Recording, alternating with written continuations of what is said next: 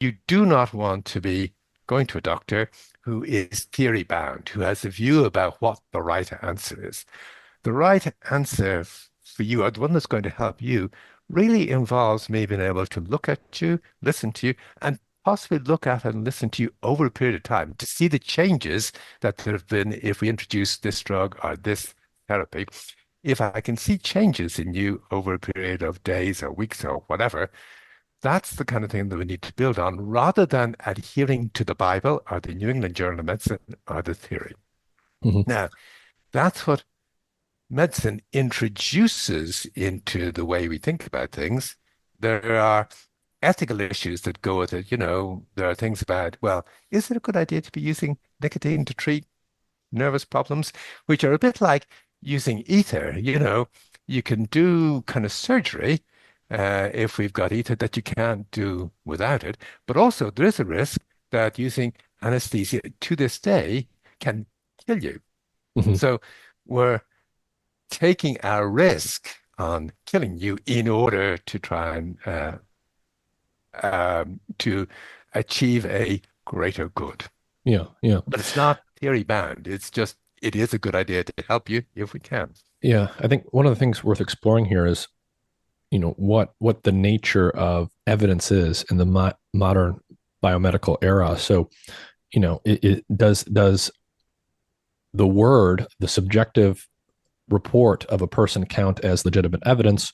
You know, um, some people might say, some people refer to what individuals say as anecdotes. That's not data. To what extent should we count someone's word? Rather than relying solely on the results of large trials where you're averaging lots of people together and calculating p-values and these things. What do you do in a case where a person, say, gets prescribed a medication and they say it affects them in some strange way that deviates from what the average outcome is in the big studies? Is that an anecdote, or do you count that as real data? I think probably different people have different opinions on how you should weight a person's personal subjective report. Yeah, okay. And let me take you back to a man called Austin Bradford Hill, who was the one who ran the first randomized control trial, the Mm-hmm. first RCT. And his view was you should put more weight on the subjective report of the person that you're treating than on an RCT. RCTs give you averages.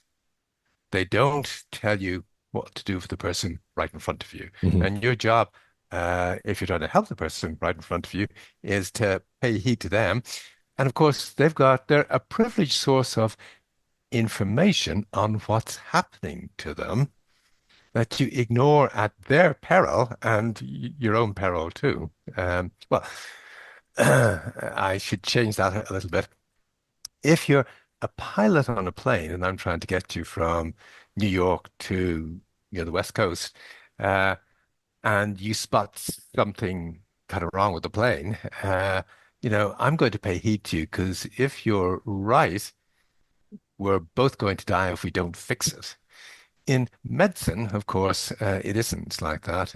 If you're right and the drug is going to kill you if I don't change things, if I pay no heed to you, you're going to die, but I'm not. Mm-hmm. So it's a different situation.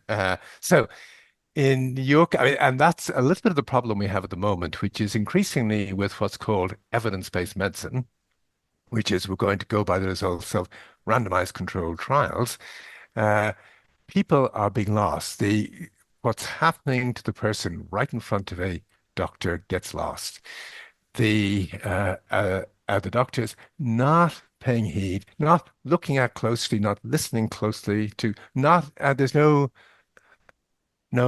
continuity of input either, which is sort of awfully helpful. If I've seen you before, if I've seen you the week before you actually went on these pills and you come in to see me now, and I can spot the difference in you, either good or bad, that's crucial. I may actually, I mean, I have to open the door to you being able to let me know what's going on. Often people they've been told that they have to take these drugs, the SSRI group of drugs, for weeks before they'll be sure that they're actually working or not. Carlson's view, And my view about these drugs is if they're not suiting you within the first 24 hours, you should stop them. Hmm. But people go on these drugs, they begin to think weird thoughts, they don't feel good. Uh, the um, the doctor these days is inclined to say, well, this is your illness getting worse. Uh, Mm, or, you're actually more ill than I thought you were. Maybe we need mm, to increase the dose of these pills, or maybe we need to add other mm. pills in. Let me Yeah. tell you two quick things on that score. I did a healthy volunteer trial with the SSRI group of drugs. When I say I did, I ran a healthy volunteer trial, and a bunch of my uh, my my hang on, a bunch we recruited a lot of the nursing staff and the medical staff in the unit in which I was working to the actual trial. And there was two different drugs that could be on, one of which was an SSRI and the other of which had no actions on the serotonin system at all. Okay. And the idea with the trial was to try and work out, was Arvid Carlson right? Was a drug that acts on the serotonin system going to chill people out in a way that a drug that's an antidepressant, which didn't act on the serotonin system, wouldn't do? And the answer is that he was right. But here's the interesting bit.